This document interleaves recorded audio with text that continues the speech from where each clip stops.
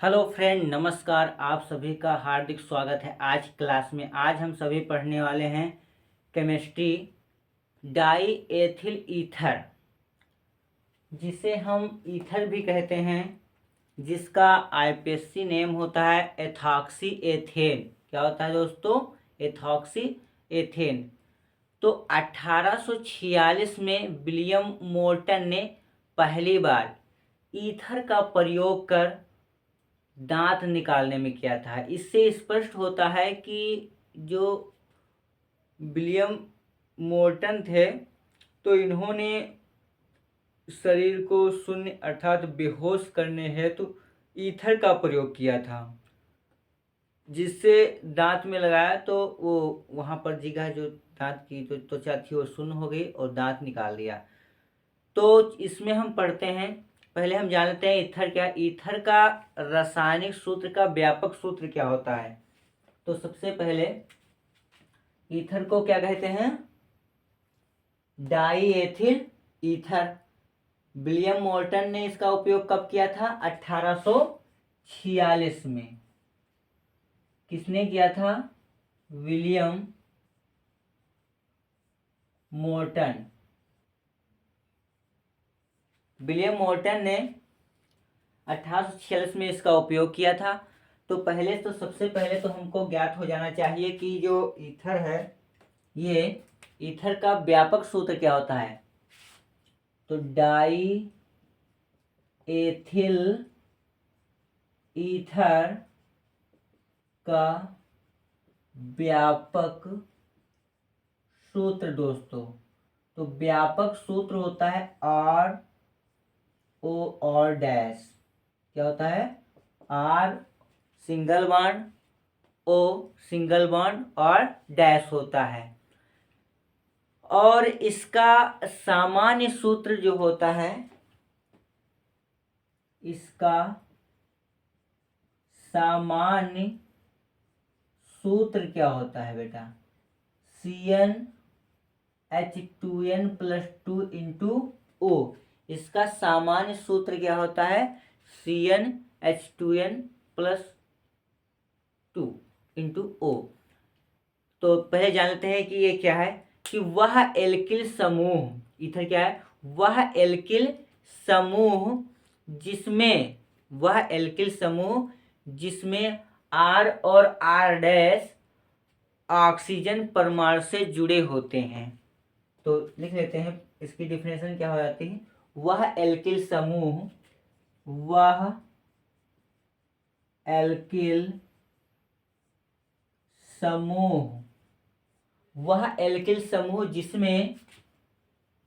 जिसमें आर और are dash oxygen परमाणु से जुड़े होते हैं। आर डैश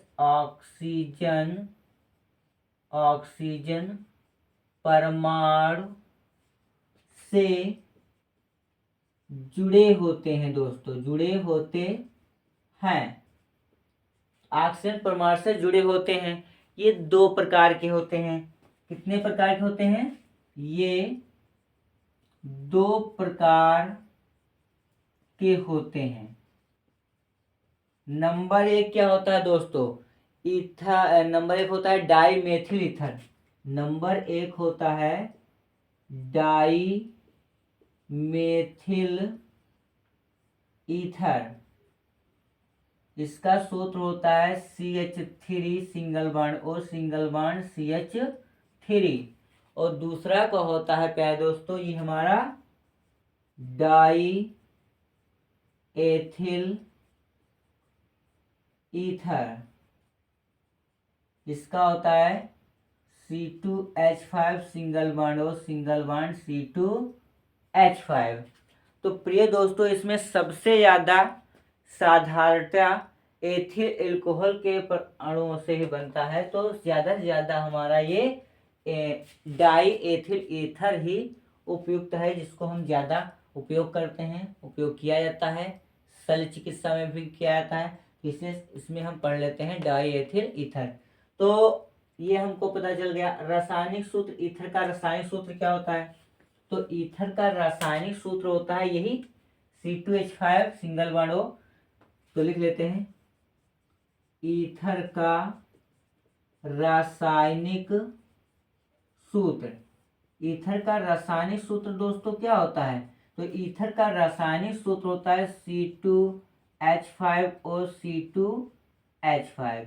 ये होता है ईथर का रासायनिक सूत्र।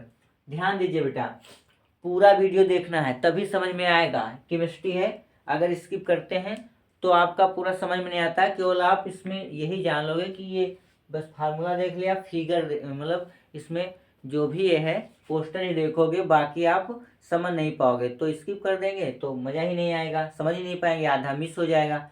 तो आप पूरा देखिए तभी जा करके हमें पता चलेगा इसका कैसे प्रयोगशाला में बनाया जाता है और क्या इसके उपयोग हैं और रासायनिक गुण क्या होते हैं और इसके भौतिक गुण क्या हैं। तो देखिए क्लास को प्रारंभ करते हैं। ये हो गया डाईएथिल ईथर। इसका सामान्य सूत्र होता है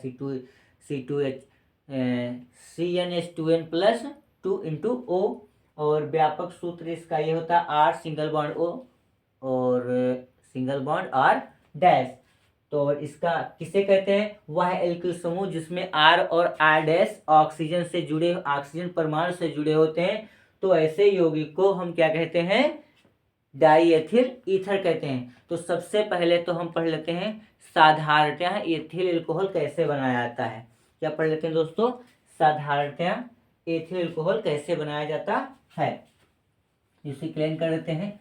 आप स्किप करके वीडियो को रोक करके इसको लिख सकते हैं, नोट कर सकते हैं। तो सबसे पहले तो हम पढ़ लेते हैं इसका बेटा कौन सा? साधारणतः डाईएथिल ईथर बनाने की विधि। साधारण विधि द्वारा डाईएथिल ईथर बनाना। तो साधारण विधि से दोस्तों डाईएथिल ईथर कैसे बनाते हैं? तो आप जानते हो एथिल एल्कोहल के 2 अणुओं से जल निकाल दें। एथिल एल्कोहल के 2 अणुओं से जल निकाल दें तो जो बचेगा तो वो हमारा बनता है डाईएथिल ईथर। कैसे? जब हम लिख लेते हैं, जब एथिल एल्कोहल के 2 अणुओं से जब एथिल एल्कोहल के 2 अणुओं से जल को निकाल देते हैं तब ईथर प्राप्त होता है। रिएक्शन देख लेते हैं कैसे निकालेंगे। ये रहा आपका C2H5OH प्लस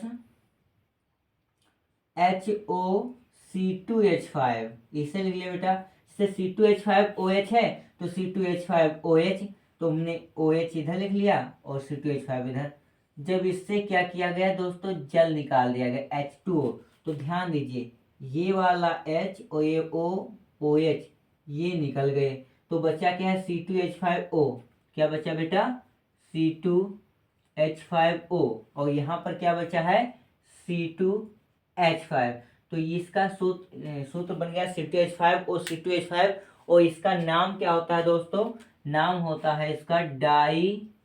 अब यहाँ पर डाई लिखते हैं तो डाई कैसे? C2H5 2 भाग है, इसलिए 2 भाग जो चीज होती है उसको हम डाई से लिखते हैं, 3 भाग को ट्राई से। तो यहाँ पर हो जाएगा डाई एथिल ईथर।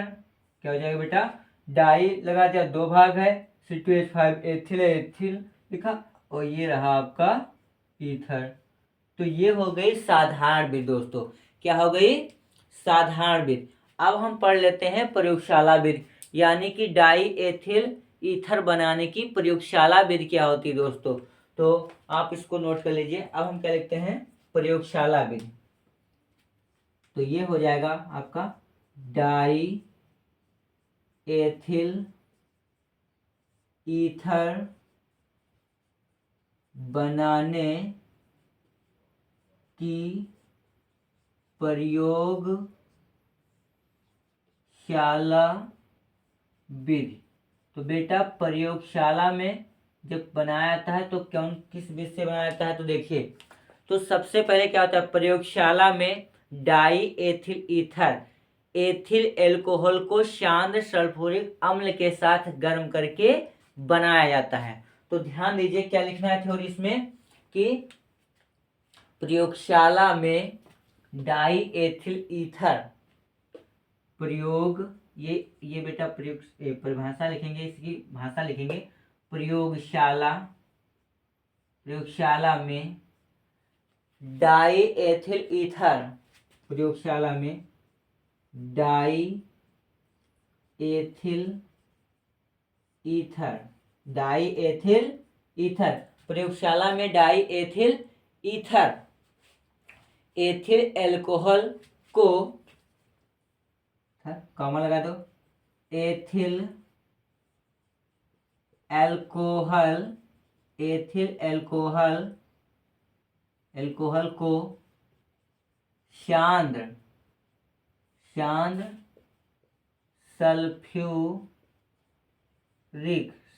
सल्फ्यूरिक अम्ल के साथ, किसके साथ दोस्तों, शांत सल्फ्यूरिक अम्ल के साथ गर्म करके बनाया जाता है।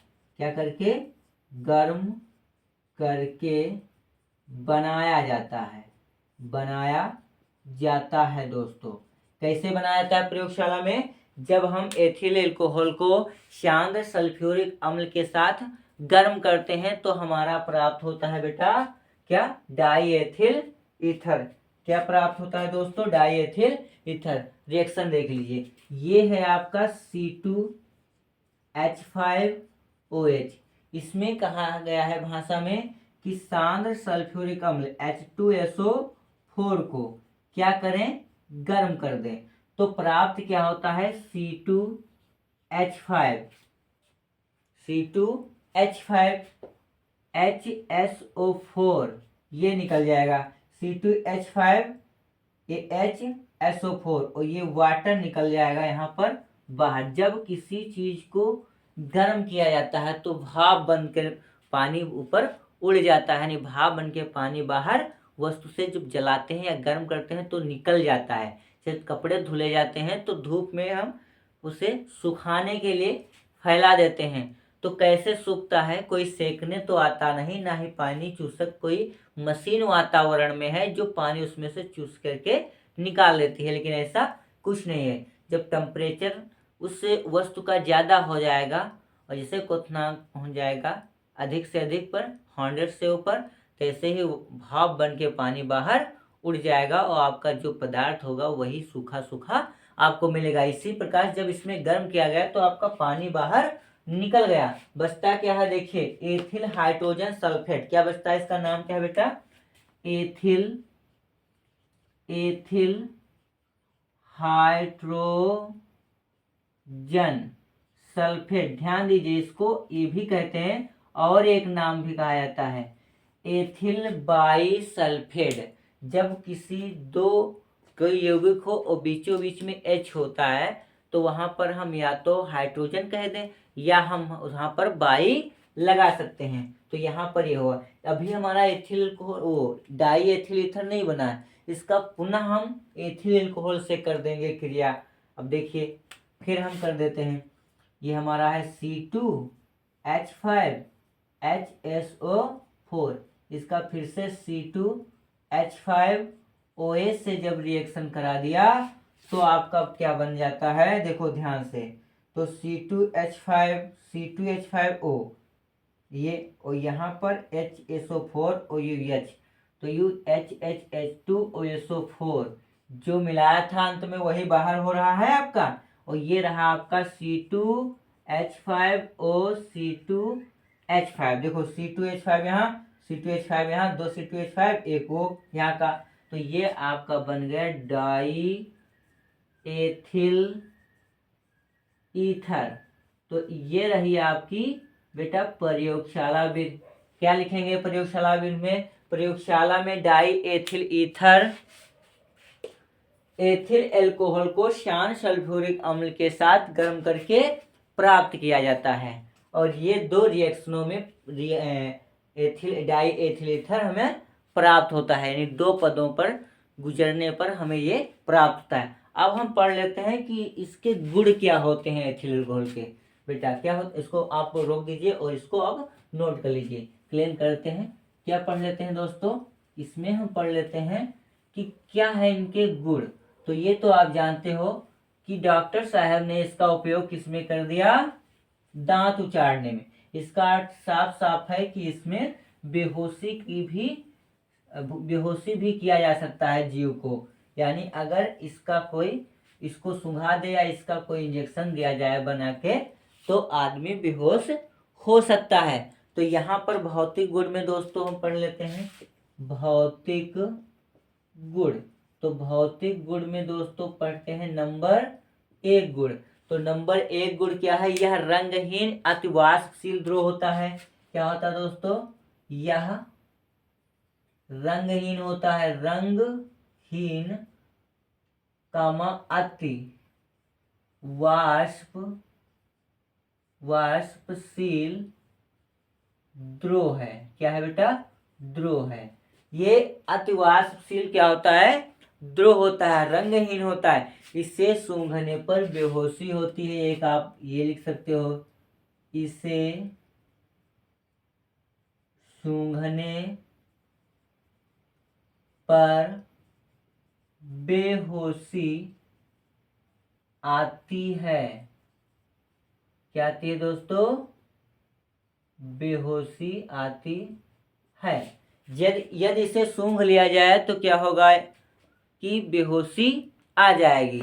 अब आगे और देखते हैं 3 नंबर क्या हो जाएगा इसका, बनाइए। गुण क्या है 3 नंबर? यह जल में अल्प विलय है। यह जल में अल्प विलय है, यानी कम मात्रा में विलय होता है, कम मात्रा में घुलता है। और 3 नंबर यह जल से हल्का द्रव है। 4 नंबर हो जाएगा, यह जो है यह जल से हल्का। क्या हल्का है बेटा? द्रव है, हल्का द्रव है, यानी जल से हल्का द्रव है। इसलिए जल में घुलेगा नहीं, जैसे डालोगे ये जल के ऊपर आ जाएगा, क्योंकि ये सबसे हल्का है। अभी जल में अगर हम पन्नी डालें या कोई डिब्बा प्लास्टिक डालें, क्या घुल जाएगा? क्योंकि वो है जो है जल से बहुत गुना हल्का है, इसलिए वो घुलेगा नहीं। अब बेटा पढ़ लेते हैं, इसको नोट कर लीजिए। अब पढ़ लेते हैं रासायनिक गुण। क्या पढ़ लेते हैं? रासायनिक गुण। क्या पढ़ लेते बेटा? रासायनिक गुण। तो रासायनिक गुण देख लीजिए। रासायनिक गुण क्या होते हैं? रासायनिक गुण। रासायनिक गुण बेटा पढ़ लेते हैं। रासायनिक गुण में नंबर 1 दहन पढ़ लेते हैं। क्या पढ़ लेते हैं? दहन। तो दहन में भैया लिखना पड़ेगा। रासायनिक गुण में जो भी आप करते हो वहां पर कुछ ना कुछ उसके बारे में लिखना पड़ेगा कि क्या हो रहा है। तो दहन जब होता है तो उसमें क्या होता है? ईथर वायु के संपर्क में आने पर ज्वाला के साथ विस्फोट होता है। ईंधन का वायु के संपर्क में आने पर ज्वाला के साथ विस्फोट होता है। तो लिख लो ईथर, सॉरी ईंधन नहीं, ईथर। दहन में हो जाएगा ईथर। ईथर वायु के संपर्क में आने पर ज्वाला के साथ जलता है। किसके साथ साथियों जलता है? ज्वाला के साथ। तो ध्यान दीजिए, जब वो जलेगा, ईथर जो आपका जलेगा, कोई भी आपका पदार्थ जब जलता है तो क्या होता है? ये तो एक तो कार्बन डाइऑक्साइड निकलती है जलने पर, भाई वही कार्बन निकल जाएगा बाहर, CO2 निकल जाएगा। दूसरी कंडीशन, जलने पर उससे भाप भी निकलती है, बस पूर्णतः वो जल के नष्ट हो जाता है। तो यहाँ भी यही होगा। ये आपका है, क्या होता है formula? H5 single bond O, single bond C2H5। अगर इसको हम जला दें, क्या कर दें दोस्तों, जला दें, लेकिन याद रखिए बिना ऑक्सीजन के ये क्या जलेगा, नहीं जलेगा, बिना ऑक्सीजन के ये नहीं जलेगा। तो वायुमंडल में है तो ऑक्सीजन तो होनी चाहिए, तभी इसमें ज्वाला उत्पन्न होगी, अन्यथा ये जलने वाला नहीं है। तो क्या निकलेगा, पहली बात तो है CO2 निकल जाएगा और आपका वाटर भी बाहर निकलेगा। दो ही चीज निकलेंगी, एक तो CO2 निकलेगा, एक तो वाटर निकलेगा। ध्यान दीजिए कार्बन कार्बन कितने हैं बेटा, 2 2 4। तो यहाँ कार्बन अकेला है तो लगा दिया 4, और जब 4 कार्बन लगा दिया तो यहाँ पर ऑक्सीजन हो गए कितने, 4 दूनी 8, और वहां पर एक है हाइड्रोजन, देखो 5 5 10 है, कितने हैं 10। यहाँ पर हाइड्रोजन कितने, 2 हैं, तो इसके आगे क्या लगा दो 5 5 दूनी 10। अब ऑक्सीजन गिनो, 5 यहाँ पर, 4 दूनी 8, 8 5 कितना होता है 13, और यहाँ पर है कितने 2 1 3, अगर 6 लगा दें तो 6 दूनी 12 और 1 13, तो ये रिएक्शन हो गई संतुलित। तो ये है आपका ऑक्सीजन, क्या है दोस्तों, ऑक्सीजन। तो ये ऑक्सीजन है और ये है आपका कार्बन डाई ऑक्साइड। क्या है दोस्तों, प्यारे दोस्तों, क्या है, ऑक्साइड, कार्बन डाई ऑक्साइड। ये है आपका वाटर, ये तो जानते हो डाई एथिल ईथर है। तो ये पहला रासायनिक गुण दोस्तों हो गया। दूसरा रासायनिक गुण आपका पढ़ लेते हैं, मान कर किससे क्रिया कराते हैं, H2SO4 से क्रिया करा दो, H2SO4 से क्रिया, ध्यान से देखना और क्रिया कराना, क्रिया, क्रिया न लिखो अभिक्रिया, क्या लिखिए दोस्तों, अभिक्रिया। किससे अभिक्रिया हो रही है, यहाँ पर H2SO4 से अभिक्रिया हो रही है। तो क्या होता है H2SO4 में, ईथर H2SO4 के साथ मिलाने पर एथिल हाइड्रोजन सल्फेट बनाता है। क्या बनाता है, एथिल हाइड्रोजन सल्फेट बनाता है। ईथर H2SO4 के साथ मिलाने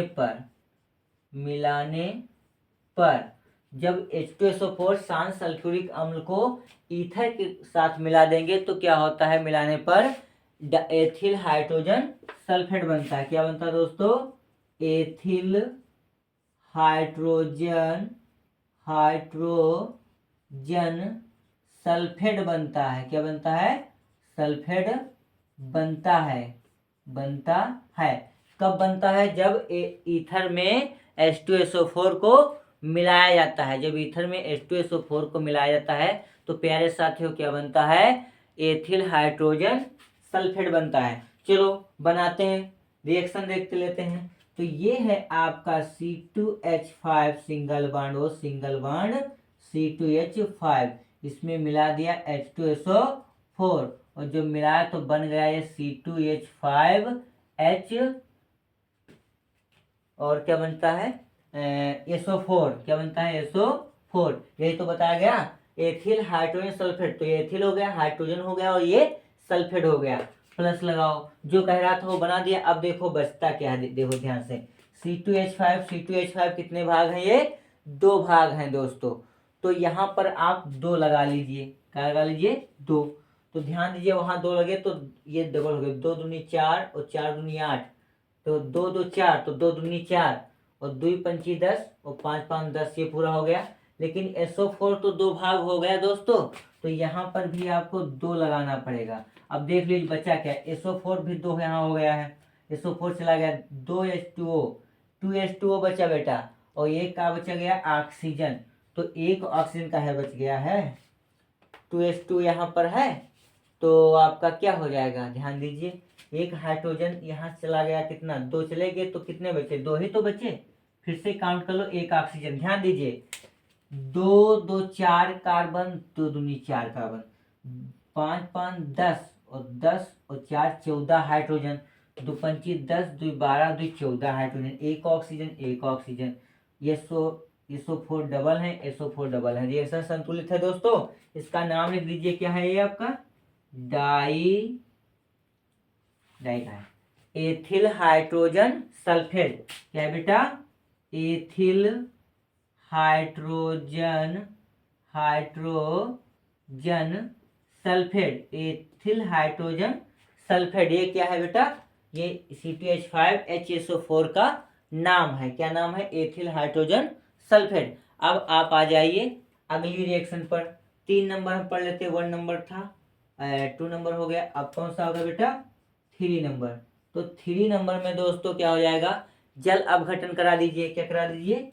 जल अपघटन। जल अपघटन। तो जल अपघटन दोस्तों क्या होता है? ये तो जान गए होगे, जल वाटर क्या होता है? फार्मूला H2O होता है। तो क्या होता है? ईथर की जल से अपक्रिया कराने पर एथिल अल्कोहल प्राप्त होता है। बड़ी सरल परिभाषा। ईथर की जल से अपक्रिया कराने पर, बहुत अच्छा, ईथर की जल से अभिक्रिया कराने पर, जल से अपक्रिया कराने पर क्या प्राप्त होता है? एथिल एल्कोहल प्राप्त होता है। कराने पर एथिल एल्कोहल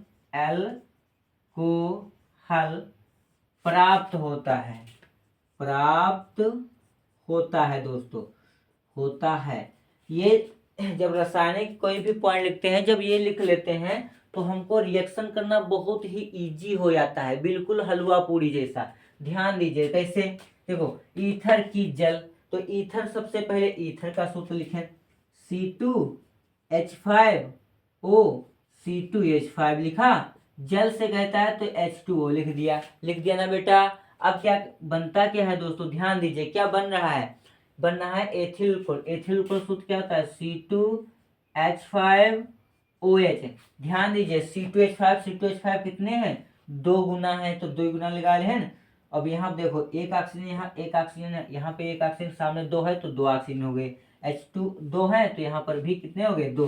काउंट कर लेते हैं, 2 पंची 10, 2 12, 5 5 10, 2 12, 2 कार्बन, 2 ऑक्सीजन, 2 2 4 कार्बन, 2 2 4 कार्बन। तो ये देखो प्यारे साथियों, बन गया एथिल अल्कोहल। कितनी इजी से निकल आया एल्कोहल, एथिल अल्कोहल। अब देखिए अगला, ये अगली रासायनिक समीकरण, इसे क्लियर कर दीजिए। आप जो है इसे नोट करना है, वीडियो को रोक दीजिए और इसे लिख लीजिए। बहुत ही मोस्ट इंपॉर्टेंट होने वाले हैं ये सब, बहुत ही मोस्ट इंपॉर्टेंट, एग्जामिनेशन में जरूर ही जरूर पूछे जाते हैं रासायनिक समीकरण।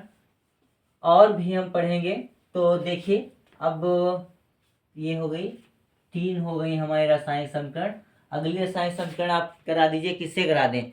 फास्फोरस पेंटाक्लोराइड ले लीजिए। क्या लीजिए दोस्तों? फास्फोरस पेंटाक्लोराइड से। तो फास्फोरस पेंटाक्लोराइड, फास्फोरस पेंटाक्लोराइड से अभिक्रिया। ध्यान दीजिए, बहुत ही इंपॉर्टेंट है ये अभिक्रिया। तो देखिए बेटा, तो क्या होता है जब फास्फोरस पेंटाक्लोराइड से अभिक्रिया कराई जाती है तो क्या बनता है बेटा? तो क्या होता है, हम लिखेंगे एथिल डाई एथिल ईथर को पेंटाक्लोराइड के साथ गर्म करने पर एथिल क्लोराइड बनता है और फास्फोरिल क्लोराइड भी प्राप्त होता है। तो देखिए, जो हम लिखेंगे वही करते हैं। तो क्या होता है? ईथर की या डाई एथिल ईथर की फास्फोरस पेंटाक्लोराइड। क्या बेटा? फास्फोरस और रस यहाँ लिख देते हैं, फोरस पेंटाक्लोराइड, फास्फोरस पेंटाक्लोराइड के साथ गर्म करने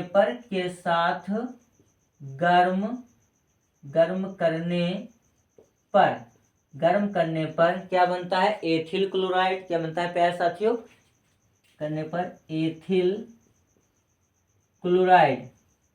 क्लोराइड व फास्फोरिल क्लोराइड प्राप्त होता है। यहाँ ले लेते हैं, फास्फोरिल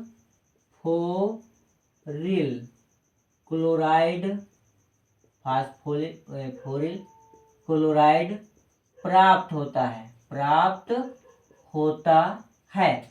तो ये है फास्फोरिक क्लोराइड प्राप्त का तब जब हम ईथर की रासायनिक क्रिया, अब क्रिया किससे कराते हैं, फास्फोरस पेंटाक्लोराइड से करा देते हैं, तो प्राप्त होता है एथिल क्लोराइड और क्या प्राप्त होता है, फास्फोरिक क्लोराइड।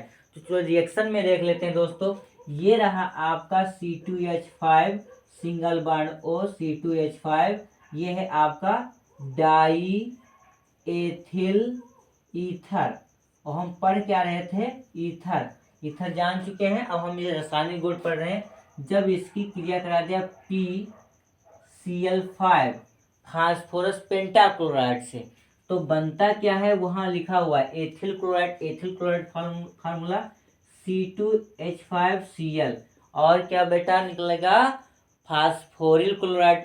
तो फास्फोरिल या फिर ट्राई लगाओ, तो फास्फोरिल क्लोराइड का होता है POCl3, इसको कहते हैं फास्फोरिल क्लोराइड।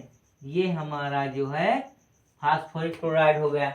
और C2H5Cl क्या है, एथिल क्लोराइड। क्या है बेटा, ethyl chloride.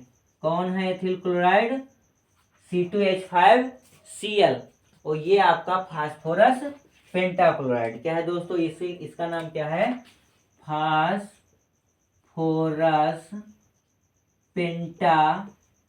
Pentachloride, phosphorus pentachloride. तो ये है आपकी चौथी रासायनिक समीकरण। अब हम पढ़ लेते हैं एक और, एसिटिल क्लोराइड से अब क्रिया करा लेते हैं। किससे करा लेते हैं दोस्तों, ये 5 नंबर कर लेते हैं। एसिटिल क्लोराइड क्या होता है दोस्तों, एसिटिल क्लोराइड से अभिक्रिया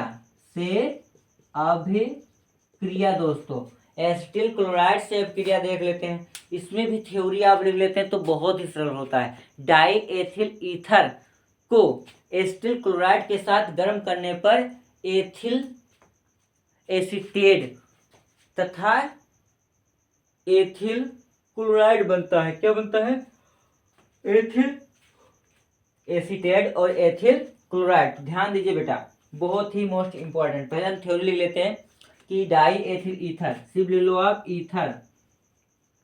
ईथर की एसिटिल क्लोराइड के साथ क्रिया कराने पर एसिटिल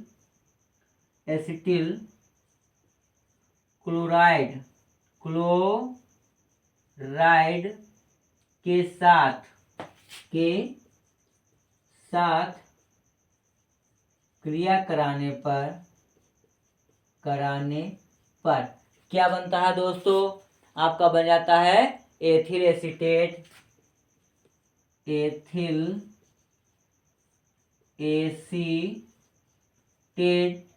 क्या बनता है, एथिल एसीटेट, और क्या बनता है, तथा एथिल क्लोराइड